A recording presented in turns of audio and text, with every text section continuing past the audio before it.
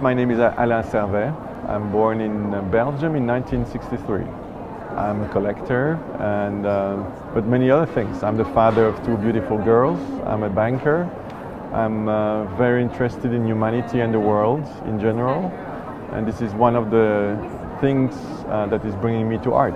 Something where there's an exchange between me and the artist, which opens my heart because it's something emotional. Art is not only intellectual. Anything which is not you. I want to learn. I want to learn about the world. I want to learn about myself as well. But I want to learn about something which is not me originally. So when I find a work of art which is expressing that very well, then that's the kind of work of art I want to do. I love art history, I love human sciences like ethnology, ethnography. I'm a fan of Claude Lévi-Strauss, the ethnologist, the push of religion, the coming back of religion. I'm very anti-religious myself, but I want to understand how religion is used to organize the world. Another book which has been very important to me is a book by a French philosopher called Edgar Morin. Other interesting topics are digital arts, because I believe that what we will remember of our time is the appearance of internet, social media, the way it is mapping us, describing us. So there's in fact different themes in the collection that are crossing each other at different moments. Another one I forgot to mention is globalization. I think it's important to understand that today the social-political power, but also even the political power, is not only limited to the Western world, United States, Europe. It's expanding to many other places, but it's also bringing changes. I've been buying a lot of works from non-Western artists. So it's a group of things of interest that I have that are met in the collection around that main theme, which is a work of art that needs to open myself up to something else. Photograph by Nan Goldin, and then just after that a photograph by Andres Serrano. I'm a little bit worried by that development where art is appearing as an entertainment. When you have I think Kastenholler with the toboggan, all those works of art. Where does it make you think? It makes you kind of feel good, having fun. You do a lot of selfies, but is it art? In my opinion, very often it is not. So I'm a little bit worried of the extension of that. If it means that it's bringing more people in the museum, why not? But I'm hoping that they're going to get lost trying to find the entertaining piece, and then maybe they're going to see fantastic sculptures. It is true that museums are trying to renew themselves. People realize that a kind of museum as a temple of knowledge that is static, it's over. Because you want to go back once to see Leonardo da Vinci, you don't want to go 5 times. So you need another reason to bring you in. So there's a kind of a renewal, which I would not call entertainment. It's about renewal. It's about making it lively. I would rather say activating the museum or making it alive, in some way. The interest in art has been increasing a lot by the general population. And the public funding has been reduced, so there is kind of an importance for the museum to get more people in.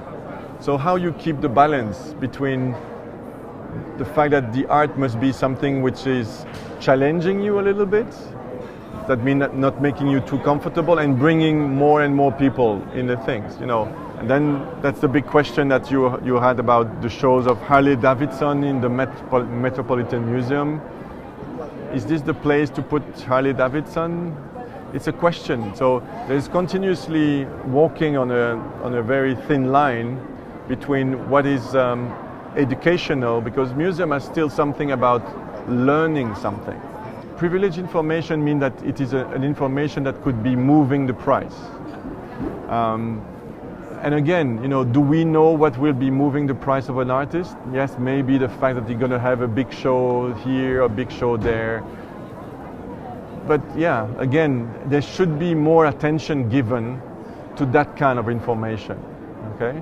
Which means that, yes, I would find normal that a museum like the MoMA would make public its program for the next 18 months publicly by a press conference or a press release at the same time to anybody. And that the information in advance should be considered privileged. That means that you cannot disclose it neither to your board members, neither to your thing. Whether it's practical, I don't know, because of course, you need to speak to some galleries. If you want to do a show of Vic Muniz, you're going to speak to the galleries of Vic Muniz. So, of course, there will be people knowing that something is cooking. So, it's not easy to implement, but there should be some kind of guidelines to protect it a little bit more than it is right now. There should be some rules about best practices. One example is the relationship between artists and galleries. There is no contract between artists and galleries. At the moment, it gives rise to serious tensions and even conflicts. And so there is a lawsuit. So there should be clear rules about that kind of element. A story in Europe where a collector thought that someone was acting as his agent. That means that he was working for you, but he was trying to get the best price. But the other one was not considering that, he was considering himself as a dealer. So again, wrong contracts that was put together. Then in the auction houses, you have the chandelier bidding, which also is manipulating the process. So yes, definitely there is a necessity for new rules. Not too many rules, because it's it must not be killing the activity, but definitely at this point we need some rules. One part is, of course, there's new amount of money coming in the art. When you say it is a financial asset, absolutely not. We are in the UBS supported art fair. I know that it is official policy from UBS not to consider art as a financial asset. It is not. Why? Because there are too many things which make it impossible to be a financial asset. The first one is liquidity. I mean, to buy and sell an artwork, the cost is maybe 50% to 100% of the value. I mean, who would buy as an asset something where it needs to rise by 50% in price that you can recover your money on it? Only recover, first thing. Transparency is that there's no transparency. I mean, you're talking about the stock exchange, you open any newspaper, any screens, and you find the price of the asset that you want. Here, to get a price is a miracle. Third is fungibility. That means that if you buy one stock of IBM, you buy another one, it's the same. But for a Picasso, a 1935 Picasso, the same year, the same subject can be worth $500,000 and the other one $5 million, because it's not at all the same for different reasons. It has been belonging to someone else, this one belonging to the Countessa, blah, blah, blah, or, so it's all reason why it is not a financial asset, and honestly, I don't believe it will ever be. Let me be clear. Does it mean that there are no people making money with art? Of course they do.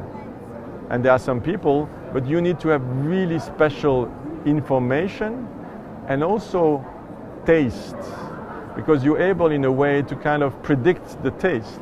And this thing is more like, I don't know, predicting which neighborhood in New York will be the next hot neighborhood.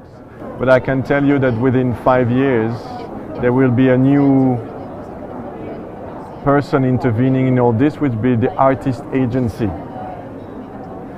Right now, the art world is one of the last cultural or even cultural and entertainment where there's no agent. Every footballer, every theater actor, every movie actor, every architect has got an agent. And the art world, it does not work like that. Again, because at the time, I mean, it was such a small market that gallerists and artists were working together. The problem is things have been evolving very fast, and sometimes there are conflicts of interest between the gallerist and the artist. So right now I feel a big demand from artists to have an independent advice about what is going on. So that's the first thing. Second thing where things are evolving, and that will be also evolving in the next few years, I guarantee you, is that right now there's the mega galleries and then there is the rest. The problem is you could not have Art Basel with only mega galleries. So the whole system needs the smaller galleries. But the small galleries, they pay the same price per square meters at the big galleries. It is not sustainable. They cannot survive like this. So there should be another way of maybe accommodating smaller galleries or more fragile galleries with some kind of support. Maybe a differentiation in the price. That's certainly in terms of art fair. But so yes, there will be evolution in the current system. It's too long to go through the whole details, but certainly that relationship, the artist agent will be appearing, and sometimes some kind of support for the medium-sized galleries. And a third one I would certainly mention is some kind of a professional organization. You know, it doesn't strike anyone that we are in a kind of an industry, and there's no professional organization to decide, okay, this is the way to do it, okay? This is the proper way of doing it. We can accept that people pay after 2 weeks or something. You know, in every other activity in the world, there is a best practice, whether it's for a real estate agent, what is it that you can do and not do? What is the minimum qualification you must have and not have? It does not exist in the art world. Why is it? It was okay when it was kind of a hobby activity interesting a few hundred people. But when you've got a multi-billion activity with so many people involved, then sometimes bad people that try to abuse the system, it's important to introduce rules.